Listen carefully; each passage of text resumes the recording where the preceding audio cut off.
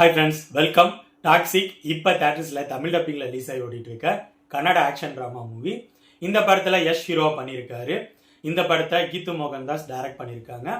இந்த படத்தோட ஸ்டோரி 1940களில் நடக்கிற மாதிரி காட்டுறாங்க. இந்தியா சுதந்திரம் அடைஞ்சாலும் கோவா போர்ச்சுகீசியர்களோட கண்ட்ரோலில் இருக்கு. அங்கே ஃபுல்லாக இல்லீகல் ஆக்டிவிட்டீஸ் நிறைய நடந்துட்டு இருக்கு. சால்வடார் அப்படிங்கிற கேங்ஸ்டர் அங்கே மெயினான ஆளாக இருக்காரு. அந்த டீம்ல யஷும் அவரோட அக்கா நயன்தாராவும் ஜாயின் ஆகுறாங்க. அதுக்கு ஒரு ரீசன் இருக்கும். குறுகிய காலத்திலேயே யஷ் அந்த கேங்கோட முக்கியமான ஆளாகிறாரு. அது மட்டும் இல்லாம சால்வடார் அவரோட பொண்ணையே யஷ் மேரேஜ் பண்ணிக்கிறாரு. இப்படி இருக்க சூழ்நிலையில அங்க சர்க்கஸ் போட வர கியாரா அத்வானி அவங்கள பார்த்ததும் யஷுக்கு பிடிக்குது.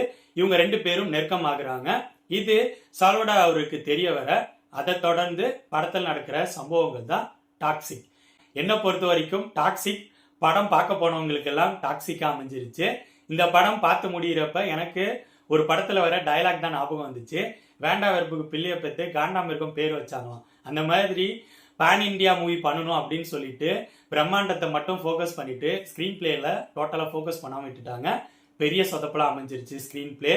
இதனால எனக்கு இந்த படம் பார்த்து முடிகிறப்பெல்லாம் அப்பா விட்டா போதுண்டா சாமி அப்படிங்கிற லெவலுக்கு ஒரு ஃபீலை கொடுத்துருச்சு. ஸோ என்னை பொறுத்த வரைக்கும் இந்த படம் பிலோ ஆவரேஜ் மூவி தான். இந்த படம் இப்போ தேட்டர்ஸில் ரிலீஸ் ஆகி ஓடிட்டு இருக்கு.